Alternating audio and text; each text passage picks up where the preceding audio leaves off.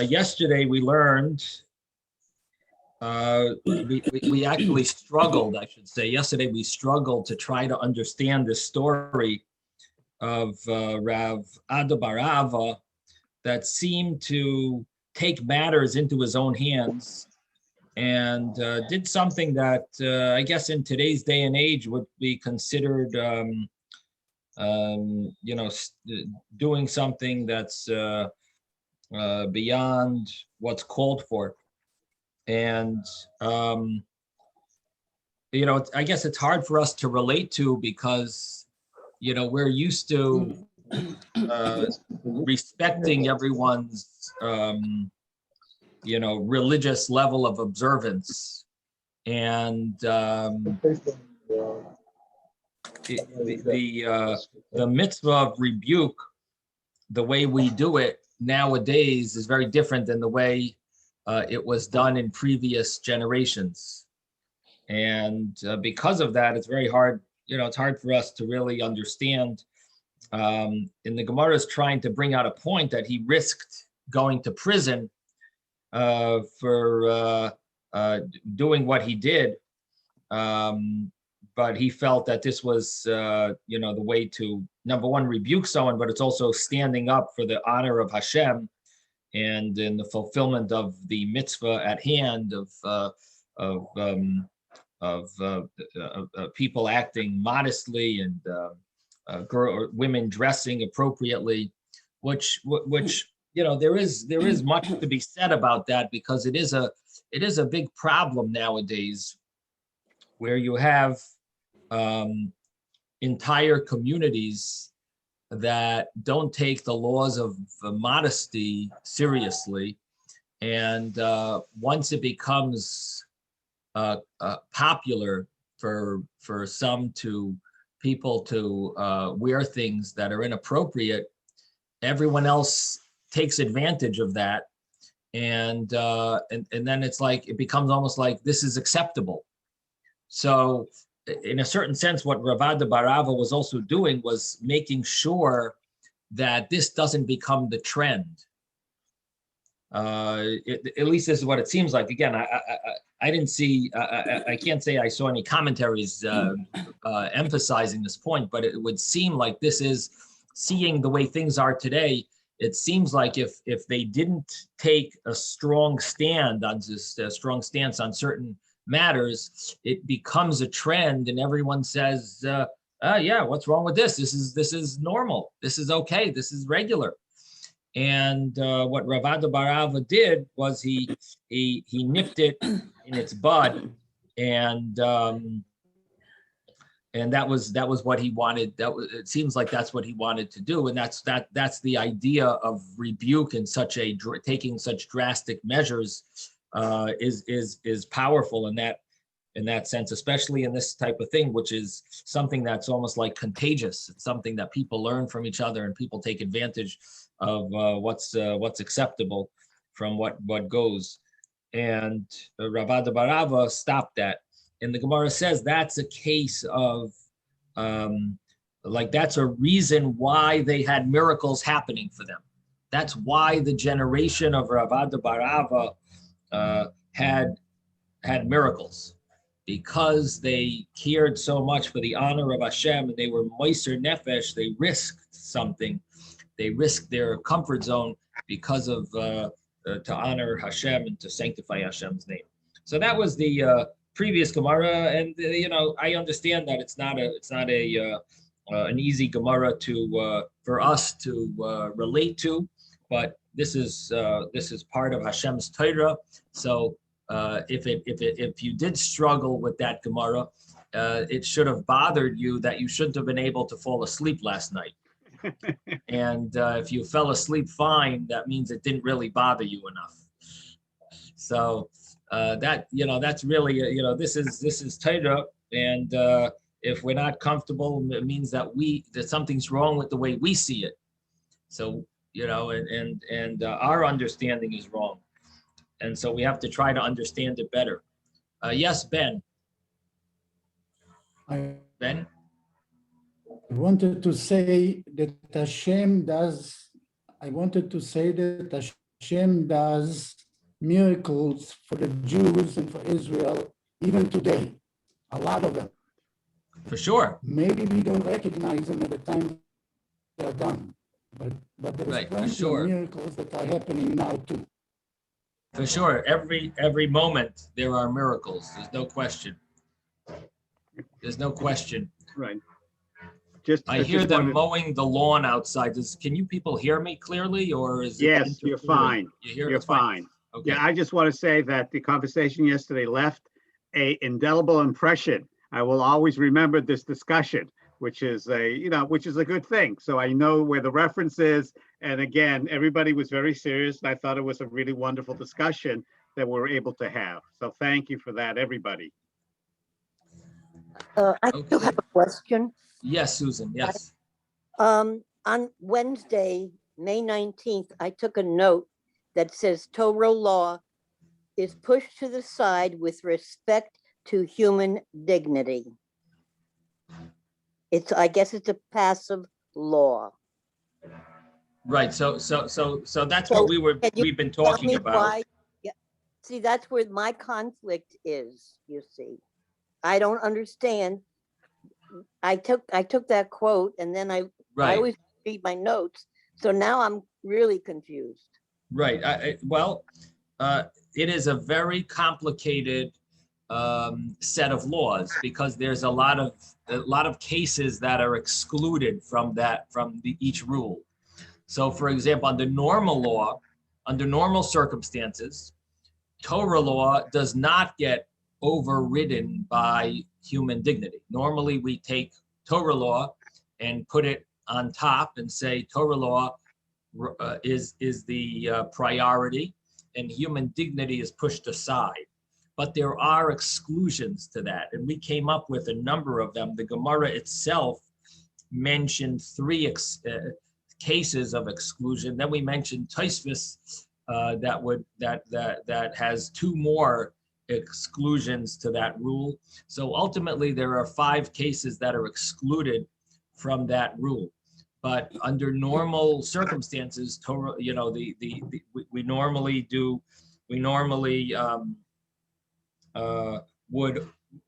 wouldn't take human dignity into consideration when it comes to Torah law, which actually is a very strong question, and I'm surprised no one asked it. There's a very strong question on this Gemara, because one of the explanations that was mentioned was that this woman was wearing shatnez. She was wearing something that's Torah law prohibited. And if it's prohibited according to Torah law, it should be torn. She should take it off even in the middle of the street. That's the understanding, because wearing something that's prohibited is considered, that wearing something which is biblically prohibited, shatnez, and being that she put it on, so it's actively an active prohibition of Torah against Torah law, it should be torn off. And why do we consider this such a great thing that Rav Ada bar Ava did? This is straight Torah law, that we don't take human dignity into consideration. This is the law. So is it something so special? He really went beyond the letter of the law, what he did? This is exactly the law. Again, the way we're understanding it, this is a case of shatnez. And we had the Gemara earlier. It said that if you find shatnez even in the marketplace, you got to tear it off. And Rav Ada bar Ava saw this woman with shatnez on. She had this woolen linen. He tore it off even in the middle of the marketplace. And so, what is so surprising? What did he do that's so unique?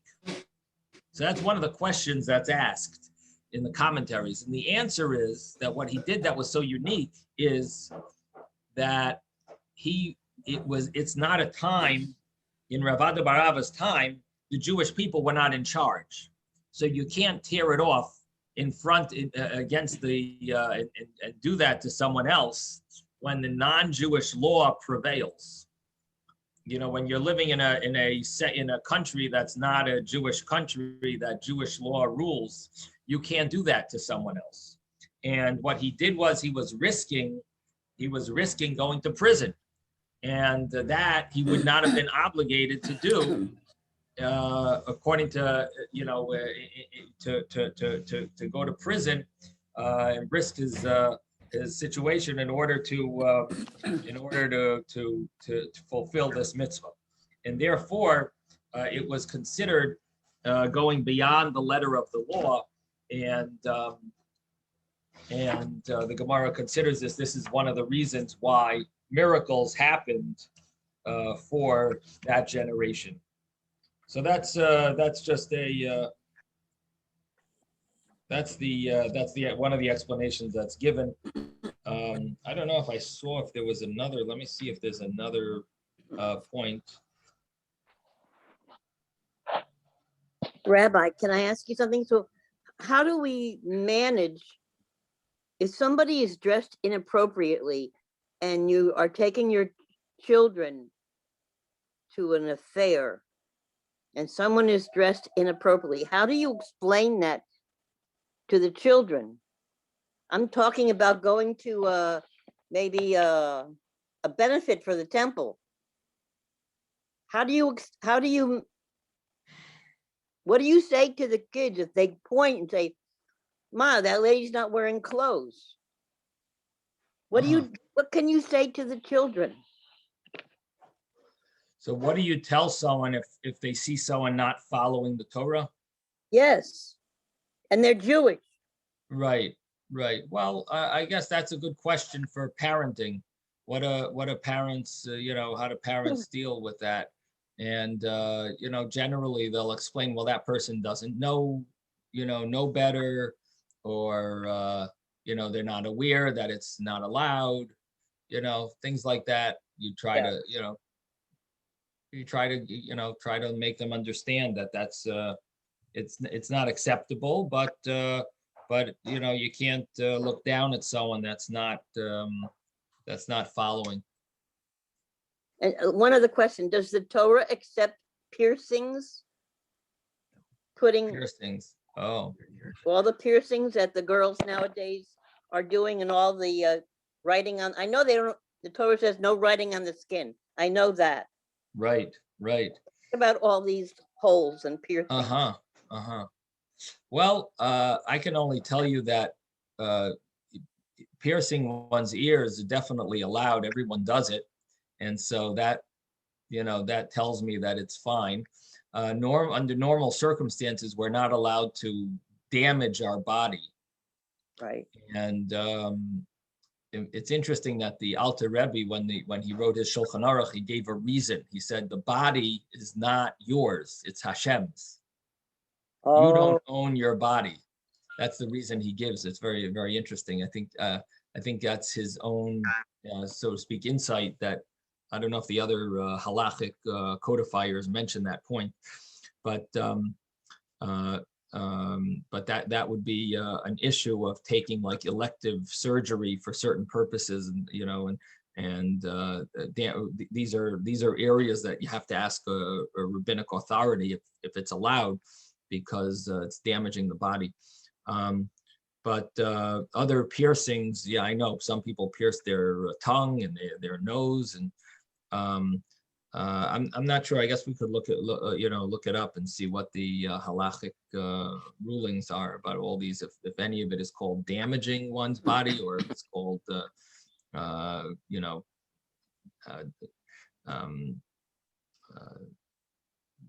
bringing beauty to their body because they're able to wear earrings and other rings. I don't know. So I guess it would have to be. Look it up. I'm not sure about these laws. I think David had a question. David, did you want to say something?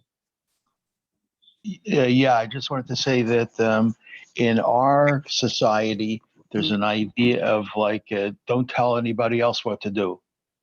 And at the same time, in Judaism, we have an idea of communal responsibility, that everybody's responsible for everybody else. It's not a question of, oh, I'm digging a hole under my seat in the boat. I'm not bothering you. Well, eventually the boat's going to sink if you dig a hole under your seat. So there's a communal responsibility, and I think that most people are not comfortable with that concept or idea because it's not normally practiced. Right. Okay, so that's a good point to add, that it's, we're all Rabbi, responsible for each other, and it's like ruining it for the rest of Klal Yisrael. Very, very important. Yes, very good point. Ben, yes. Yes. I want to say that piercing the ear seems to be an exception because it's in the Torah that we should pierce the Jewish slave's ear if he doesn't want to leave. So if it's allowed to pierce his ear, I guess it's an exception, piercing ears. I don't know if you can bring a proof from that. In other words, there are situations that are done in certain scenarios in the Torah. It doesn't mean you're allowed to do them when you want to do it. For example, the Torah tells you to, that a certain person deserves lashes. Now, would you be allowed to go and give lashes to someone? Because the Torah says certain people get lashes, so the slave gets his ear pierced. Does that mean you're allowed to? I don't know if that's a proof. You know what I mean? It's almost like a punishment. You know what I mean? So it doesn't mean you can go and punish people because you want to punish them, just because that person has that punishment. You get what I'm saying? I don't know if that's a proof, but anyway.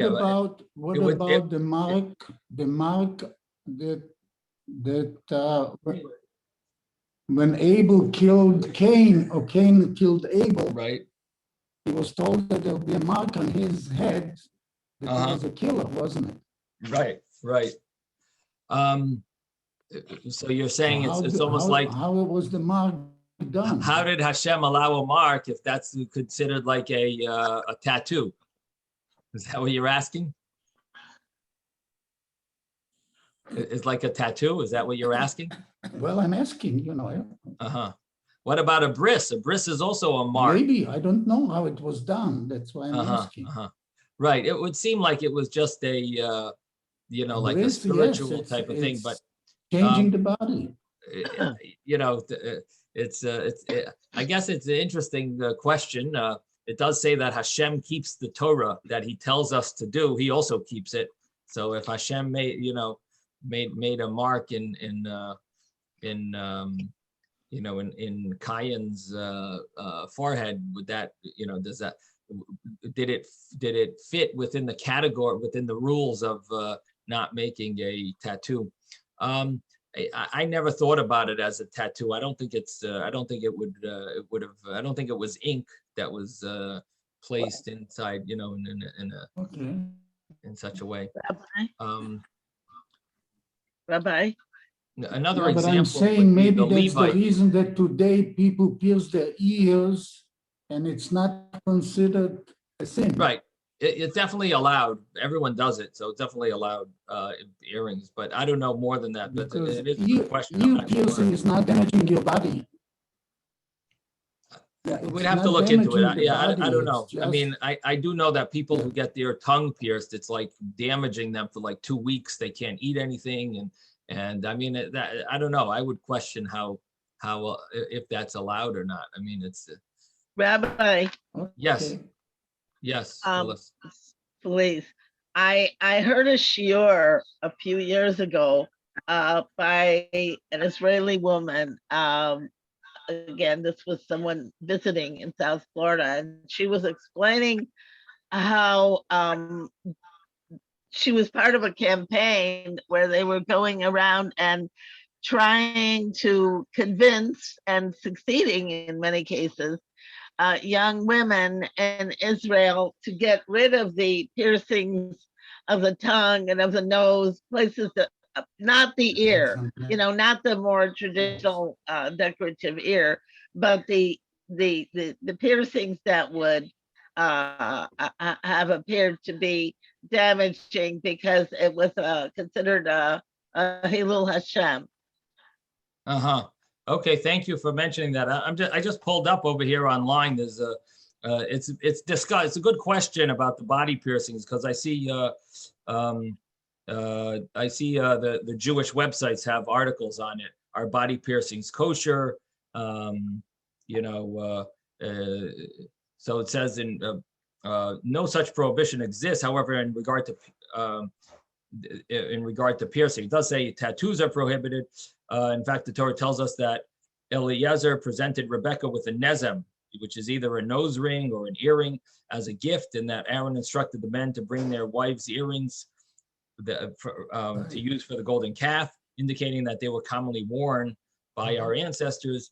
But he says Jewish law discusses the permissibility of wearing both nose rings and earrings while on out on Shabbos, and whether there is a reason to fear it might lead one to transgress the law of carrying, but shouldn't it be forbidden? So he says that the Lubavitcher Rebbe addresses the issue and concludes that is not considered harm, since the piercing has a practical long-term function, allowing the woman to painlessly and easily wear her ring for many years to come. As long as piercings are not disfiguring or demeaning, they are allowed. Wow. And that's brought in the Igros Moshe. There's an article from Moshe Feinstein about that. There is, however, an important caveat, and that the Torah enjoins us not to follow the ways of the Gentiles. And the parameters of this mitzvah can be fuzzy and evolve according to societal norms.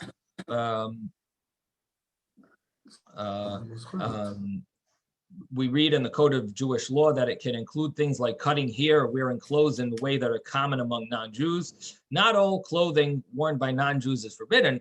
Just because non-Jewish construction workers wear yellow vests doesn't mean that a Jewish construction worker should not wear them. This is a useful wardrobe choice which Jews should surely adopt. The same goes for other uniforms. On the other hand, if a specific cut, color, or fabric choice is common among Gentiles and reflects a certain idolatrous or licentious element of society, this would be forbidden. The example given is wearing red, which is favored by women whose moral standards were not quite up to snuff, and that's our Gemara that we just read. Back to piercing. Some piercings have non-Jewish connotations, and some piercings have no non-Jewish connotations, so those should be okay. This surely includes a simple piercing of the ears, which may also include other piercing depending on the specifics of a given time and place. On the other hand, it seems quite clear that other piercings are perceived as non-Jewish and are reflective of a certain rebellious culture, and they are certainly forbidden, as are piercings that are disfiguring and otherwise harmful. If you are considering getting a piercing and not sure if it's okay, consult with your community rabbi and so on. So that's basically this article here about piercings. So I think that gives us a little understanding. That was the context in which she was speaking, that, this was part of like a licentious or a rebellious streak in the culture. And it was like helping to give rise to a non-sneous behavioral pattern that they were trying to stop. Thank you, Phyllis. Thank you. So, okay, then the thing that I'm just going to mute everyone because people are complaining that there's so much background noise. So if you have a question, you can unmute yourself. What I was bringing from the explanation that I just gave you is from the Mili de Brochos. This commentary had asked that question about what was so special of Rabbi Barava, and he mentions this point that because the Jewish people were not it wasn't run by Jewish. The law of the town was not the Jewish law. Therefore, he went beyond the letter of the law because what he did was he brought himself into danger that he ended up needing to pay 400 zuz. So that was a financial issue that he got himself into, and he would not have been obligated to do that under the letter of the law. And but yet he went beyond the letter of the law and did that.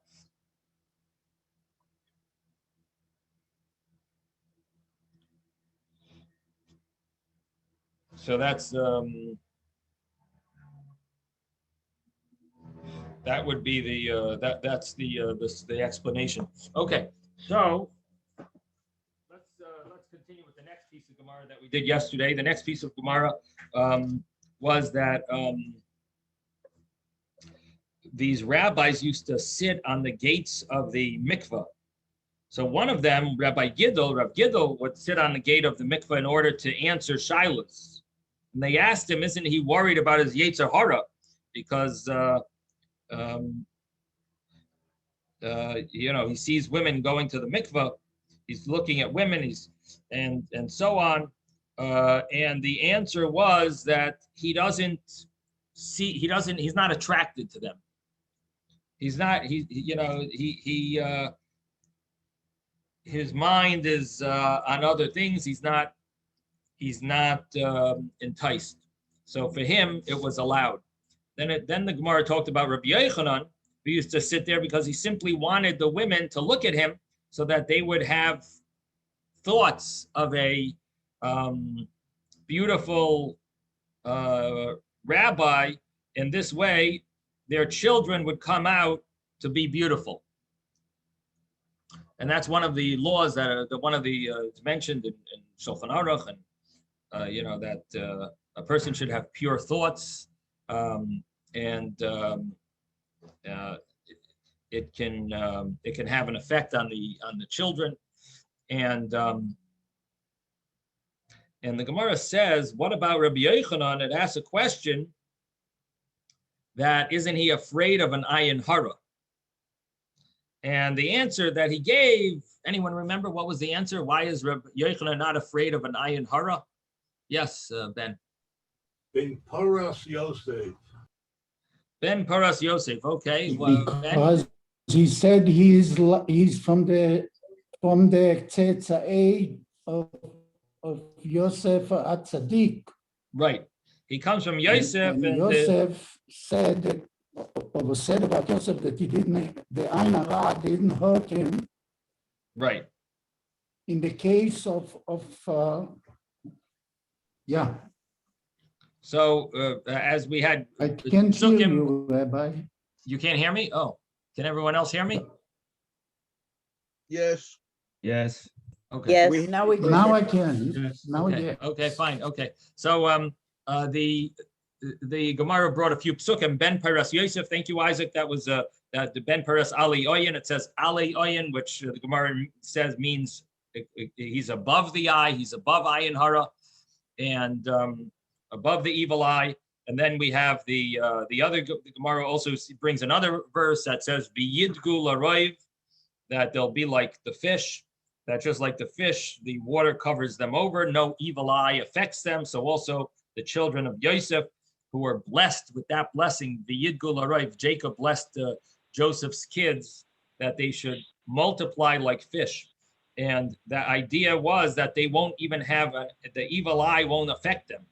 And so that's the children of Joseph are blessed with that blessing. In another, the Gemara then concludes with the third point, and that is that Joseph doesn't have evil eye because he never desired something that wasn't his. So the evil eye doesn't affect him. And that's a powerful, powerful statement. And what that means is that if you want to get rid of ayin hara, the evil eye, there is the Gemara here tells us how. If you don't desire something that's not yours, you won't have the evil eye affecting you. And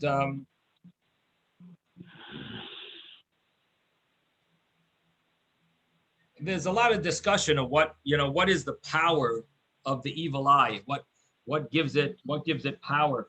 But it's interesting, in the Mishnah of Pirkei Avos says that there are three things that take a person out of this world, and it says hakina, hataiva, v'hakavod. There is it says kina, which is jealousy, taiva, which is desires, and kavod, which is honor. These three things take a person out of this world. And the understanding is that these three things are the source of ayin hara. That when a person desires something that's not theirs, or they're jealous of someone, kina, taiva, or they feel they deserve more honor, that would be a source of getting the evil eye. And our Gemara here tells us that Yosef didn't have any issue of the evil eye because of that. Not only that, but even his children seems like don't have that issue. It's interesting. There is a Gemara later on in Brochos. The Gemara says that if a person is entering a city and he's worried of evil eye, he should hold his thumb, his right thumb, in his left hand, in his left thumb in his right hand, and he should say, I, my name, the son of my father. You should say his father's name, and he should say, I come from the children of Joseph, and the evil eye doesn't affect me. Which is interesting. What does that mean? You know, you're not from that tribe. How does it help if you say I am from the tribe of Joseph? So I saw one of the commentaries wants to explain that it means that you're following in Joseph's way. In other words, there are sources that say that Joseph is considered like one of the patriarchs because it says Noiheg Katson Yosef, that the entire Jewish people are considered the children of Joseph, and so we are considered the all follower, the children of Joseph.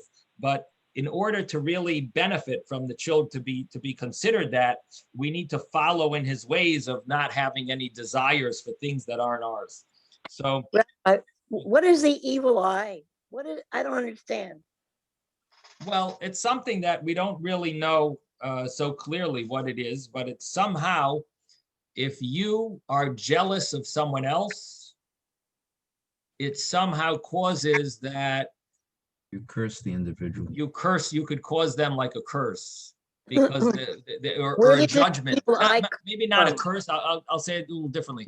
Not necessarily a curse. You're causing them a judgment. If you're jealous of someone, you sort of cause that they'll be judged in heaven. Do they really deserve everything they have? So, for example, if you're jealous that someone else has a big mansion or is a multimillionaire, what happens is you feel that jealousy. It causes the angels in heaven to question that person and say, we don't know if that person really deserves what they have.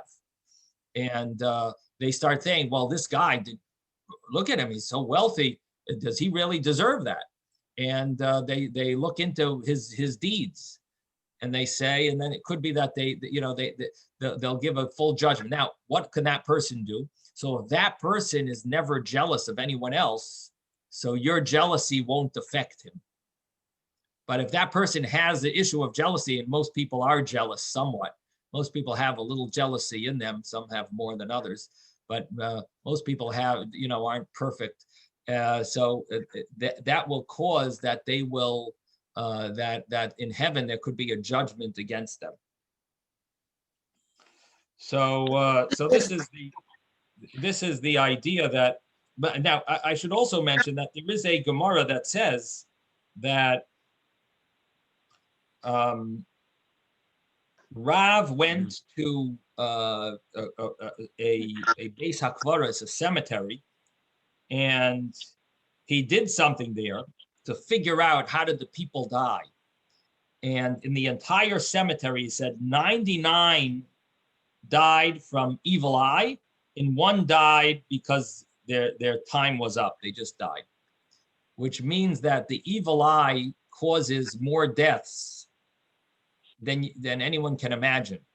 Now, it doesn't mean that they die simply because of the evil eye. It means they deserve to die, but the evil eye sort of brought about that judgment, brought about that. The evil eye was the final, the final say that caused them to die.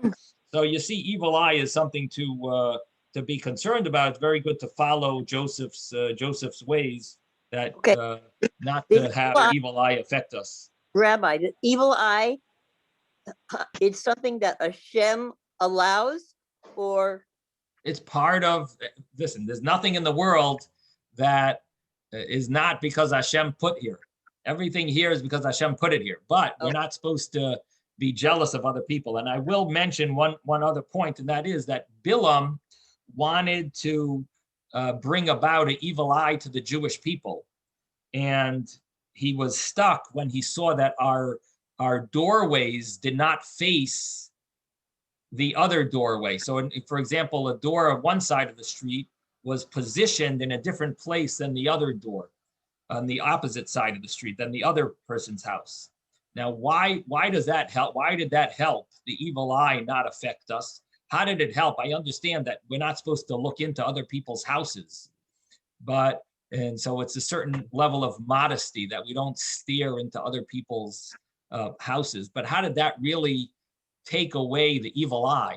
So this commentary that I'm looking at, it's a tremendous book by a Rosh Yeshiva in Israel, the head of a yeshiva there. So he says the explanation is that no one was jealous of what the other person had in his house. That's the idea, that their doorway was not positioned opposite someone else's doorway. It's not just about modesty, but it's about not caring that that person has a beautiful chandelier and you don't have that chandelier. That person has a beautiful couch or beautiful, silver. We're not jealous of that. We don't, we're happy with what we have. We have what God wanted us to have, and feeling satisfied with what our situation is. And for whatever reason, God gives that person those blessings. God gave me my blessings. God gives you your blessings. Each person has their blessings, and we're satisfied with it. And that was that blocked away Bilam's desire to bring the evil eye upon the Jewish people, was the fact that we didn't have jealousy to what other people had in their houses. So I think that's the tremendous, beautiful insight, and very powerful insight. Yes, Robert. Yes, I'm thinking about the evil eye, and those who wish an evil activity or action upon somebody, to me, is somebody who is compromised and therefore is envious of somebody and wants something to go wrong with their life. So the question for me would be, would a truly righteous individual evoke the evil eye?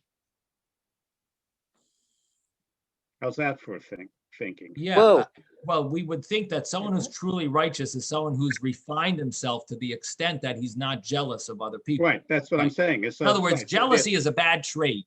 Right. But you have to understand that everyone has it, and we have to work on it. Right. But the truly righteous person would understand that that's a weakness they should deny.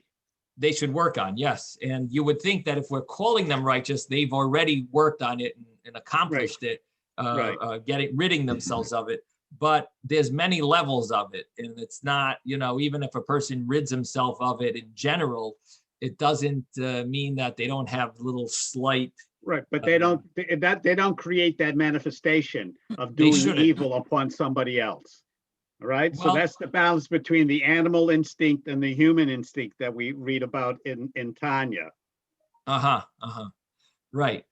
They should reach that level. They should reach that level, but not necessarily have they reached that level yet. So, you always, it's not easy. It's not easy. Life is we're constantly working on ourselves. Life is a challenge, is it not? A challenge, and we gotta keep on going. Gotta keep on trucking. We have jealousy now. It shouldn't turn us off. This is part of our job. Hashem created us with jealousy, and where the life is all about getting rid of those feelings. Yes, Ezra. Well, a perfect example is Korach. You asked the question, can a righteous individual have jealousy? And the answer is Korach. He's an example in the Torah. The answer is yes. Well, that the problem is that if a person has jealousy, that means they're not righteous. Korach was a scholar, but we don't know if Korach was righteous. And if you say that he had jealousy, it would seem like that itself is an oxymoron. You can't call him righteous. You know what I mean? we would like to say if someone's really righteous, they don't have, but you're right, Ezra. Korach did have jealousy. That you're 100% right. Korach had jealousy. I'm just not sure if we can call him righteous.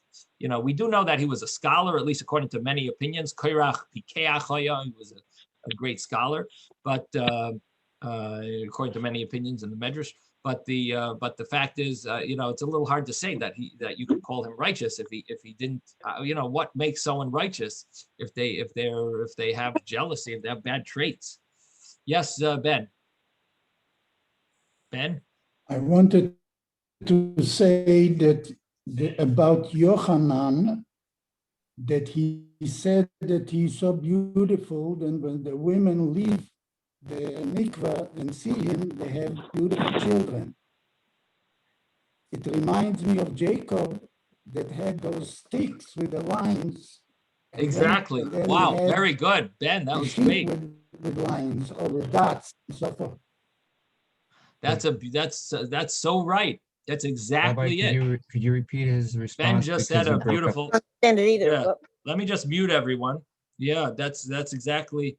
Ben just said a powerful, very, very important point that it is mentioned in at least one of the commentaries, but it's amazing that you thought of that, Ben. Very nice. That Jacob made a deal with Laban, about keeping all the animals that were spotted or ringed or different colors on them, and so Laban got all the straight colored animal, one colored animals, and Jacob got all the animals that had certain rings on them or blotches of patches on them and things like that. So what did Jacob do to get all the animals to give birth to the spotted animal to be spotted? So he put certain twigs in the ground that he peeled off the bark on. It made certain stripped the little pieces of bark off of these twigs, and it caused the animals to look at that. And when they looked at that, right afterwards they mated. It caused them to give birth to animals that had like stripes on them, because they saw the like certain pieces of the bark was peeled off, and it caused because they had those thoughts, it caused them to have babies that were striped or spotted. And that's how Jacob became wealthy. And this is exactly what Rabbi Yochanan was doing. He wanted the women, before they are together with their husbands, that they should look at him. In this way, they would have beautiful children. Now, I believe that it's brought in Kabbalistic Sfarim about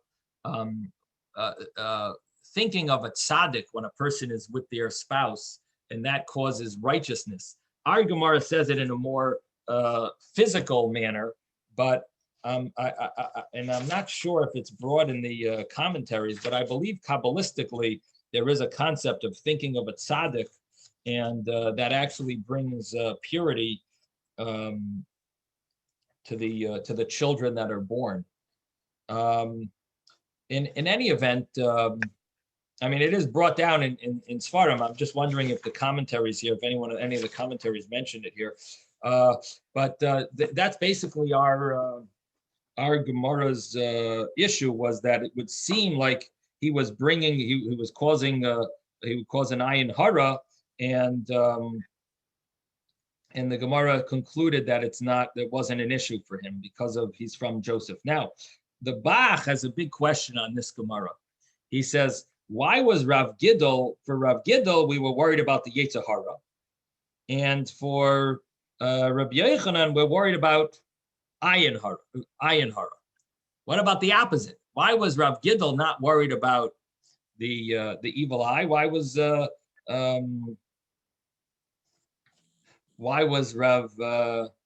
Yochanan, why was he not worried about to have bad thoughts? So the Bach answers that Rabbi Yochanan, we know that his eyebrows were very long and it covered over his eyes. So he didn't see, he wouldn't have had any negative thoughts. And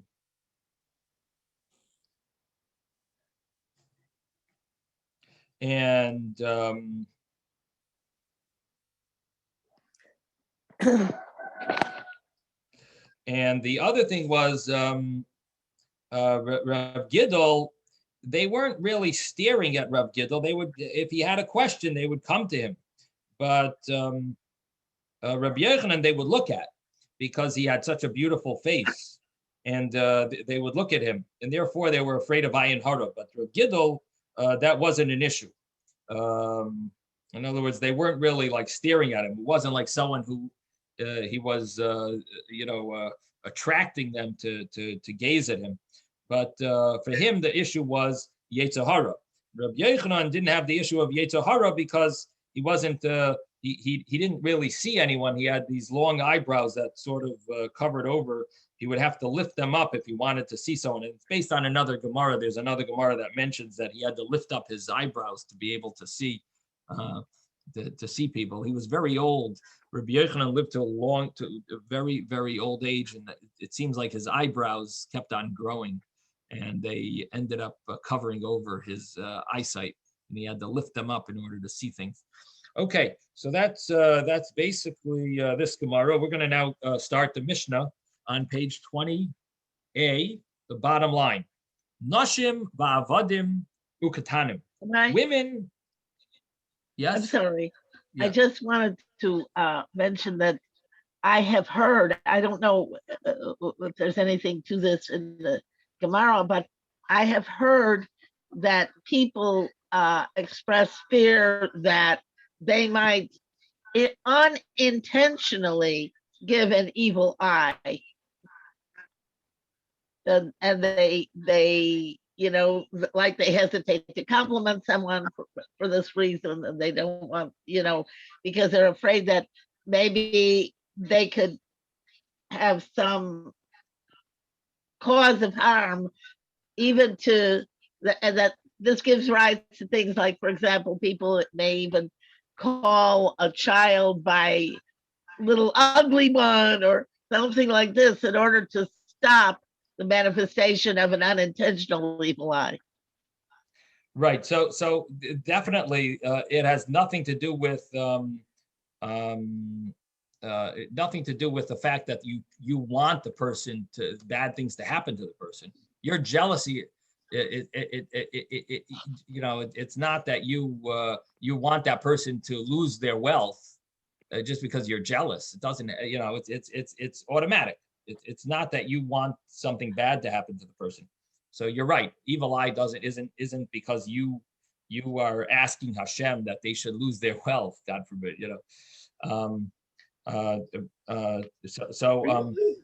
Really? Of course you are. I mean, yes, you would like to have what they have, but if you don't have what they have, you wish they didn't have it either. So you're both equal again. I don't think everyone is that extreme in their jealousy. You're right. There are many people like that, and I'm saying honestly, in terms not in the case of parents looking at somebody else's child. So Isaac says that that's more common to be that jealous that you really want that person to lose what they have. I hope that's not that way. I don't know. I mean, I do know that it is common, but I don't think it's majority. I hope a majority of mature adults don't feel that way, but maybe I'm wrong. I'm not saying overtly. I'm saying even if you're not aware of it, really spend the time to think about what the root is of the jealousy, and you're true to yourself. You may override it. You may not really want to feel that way, but at least I'm with you, Rabbi Smith. Right. Well, Isaac has a point that it could be deep down in the subconscious level. people, you do feel that way a little, but I guess the point is this is something that at least we should be aware of, and chas v'shalom, it shouldn't, we should try to overcome it and not be jealous of anyone. We should be happy for whatever anyone has. It's also a sign of not accepting that Hashem knows everything, and we should have trust in Hashem that whatever he gives us is for the benefit of who we are and somehow helping our soul when our soul needs, and they have what they have because it's benefiting their soul. So in other words, we're trusting Hashem. It's a full trust in Hashem when you are satisfied with what you have and you accept whatever Hashem gives you, even though someone else has much more of this and much more of that and much better this, and ultimately we are accepting the way of Hashem and the decision of Hashem completely. And if we do that, then we truly won't have the evil eye affect us, because we accept, we are in full acceptance of Hashem's blessings that we have. And also what we have is the best possible thing that we should for have. Us. Right. Okay, good. Also. Yes, thank you, Isaac. That's right. I should add that. Whatever we have is the best, that Hashem gives us the best thing for us. Yes. Okay, Ezra. I have a question. It says here that he sat by the mikveh, and he said that if that he didn't have any intention other than to answer the questions or make sure that the women are actually doing tefillah in the proper manner. But then the second response is that the women, when they would come by, would see him and hopefully would give birth to handsome children. So my question is, why didn't they say something like to the effect of, well, perhaps the women would be attracted to you because you are so beautiful? So, I mean, why didn't even they say anything to him, but this is not proper because, it might bring evil thoughts in the women of that were coming out of the mikveh. So you're wondering, would it have affected the women to have like negative thoughts on the women? Rabbi Yochanan himself didn't have negative thoughts to the women, but maybe they had negative. They had prohibited thoughts. Maybe they had prohibited thoughts about him. I guess the answer would be that when he looks that old and his body is that old, even if his face looks beautiful, but his body with his long eyelashes, maybe he wasn't that. I don't know if he was in that sense attractive. His face was beautiful, but I mean, he was a very old man. According to one opinion, he was 120. According to other opinions, he was even older than that. But I don't know, and I'm not sure if I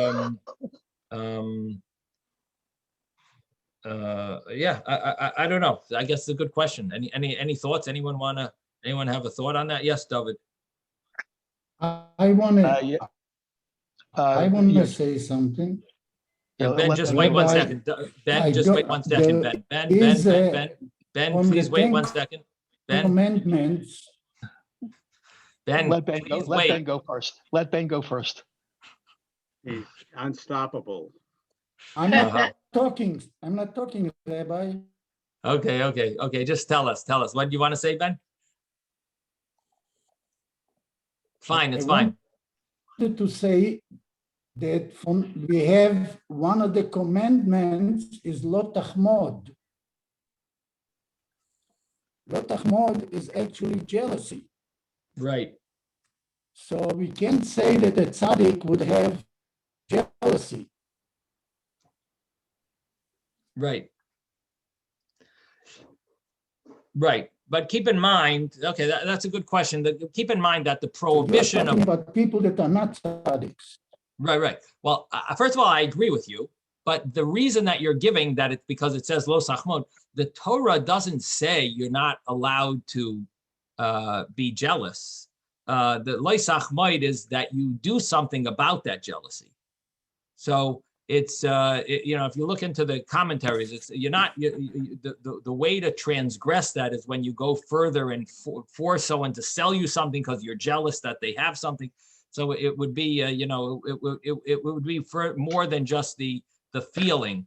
But at the same time, you're right that a person who's jealous means they don't really trust Hashem and they shouldn't have jealousy, and it means that they haven't refined themselves and you can't really call them a tzaddik. So yes, you're right, but I don't know if that's the source is because it's a prohibition in the Ten Commandments. The prohibition there, it does involve more. There are some more technical details to it. Okay, David.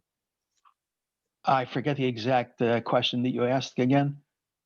Well, it was not my question, but Ezra had asked why aren't we concerned that the women might have prohibited thoughts and thinking about Rabbi Yochanan? Right. Okay. That his face was such a beautiful face. Right. So I think the answer is that women are on a much higher level. They don't have the same temptations that men have.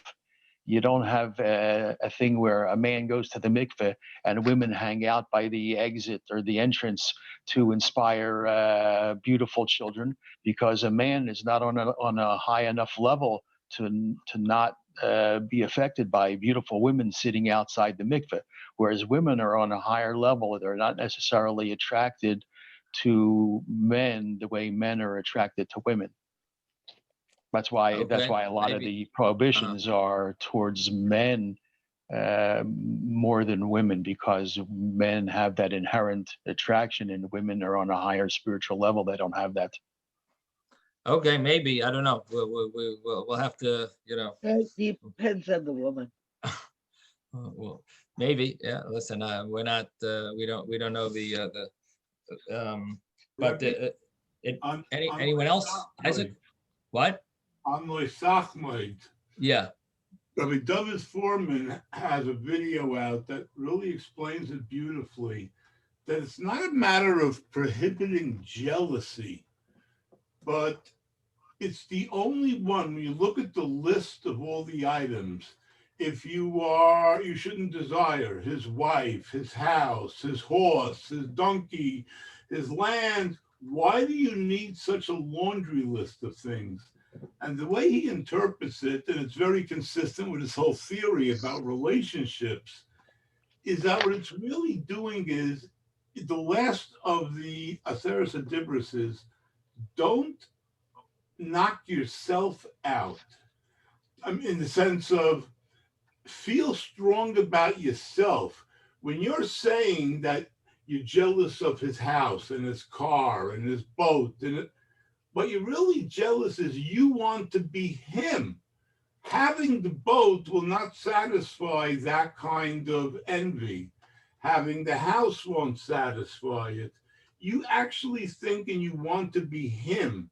So that's why it's such a big thing in terms of being one of the Aseres Adibros, is that keep yourself up in terms of having a healthy relationship with somebody else, whether it be Hashem above, or whether it be the person next to you, ben adam lechavero.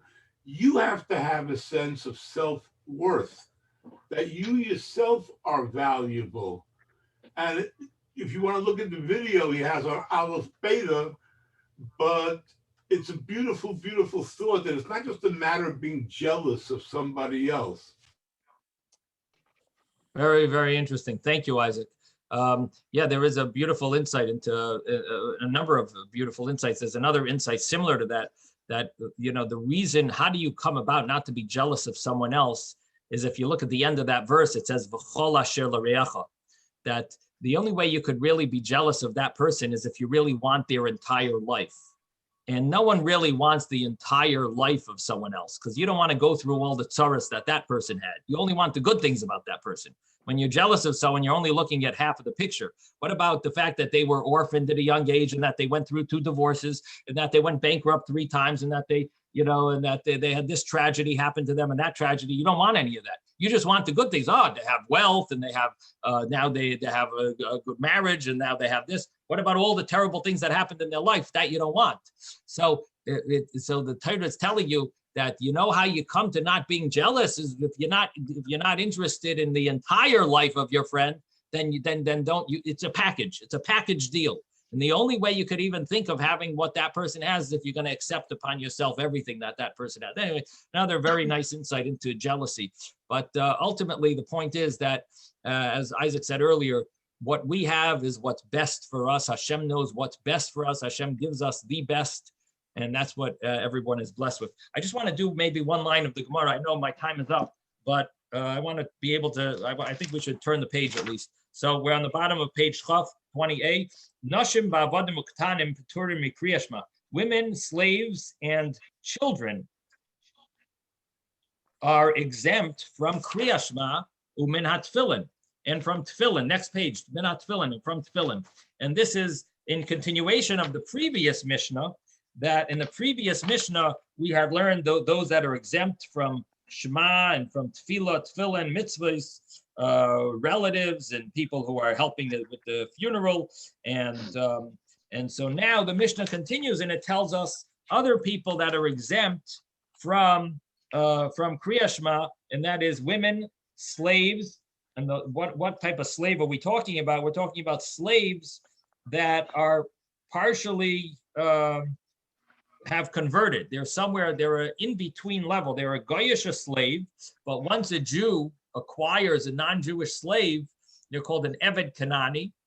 They're called a Canaanite slave, but at the same time, they do get circumcised and they do go to the mikvah. And so they are an in-between stage of leaving their level of being not Jewish and becoming Jewish. And therefore, a Jew is not allowed to marry them because they haven't entered into the Jewish people yet completely, but they also have left the non-Jewish state that they were in, and they are obligated in mitzvahs, but not in Shema. Nashim, women, slaves, and katanim, and children are exempt from Shema and from tefillin. And then the Mishnah continues and it says, v'chayavin b'tefillah, but they are obligated to daven, uve mezuzah, to put up a mezuzah on their doorposts, uve birkas hamazon, and with regard to benching and saying grace after meals. Okay, I want to wish all of you a very good Shabbos. Good Shabbos. And we'll see you on Mil Hashem on Sunday. Thank you, everybody. Bye-bye. Stay safe. Thank you, Have a Rabbi. great Good Shabbos. Shabbos. Shalom, Rabbi. Thank you, Rabbi. Thank you. Good to see you, Ruvain. Haven't seen you in a while. Okay.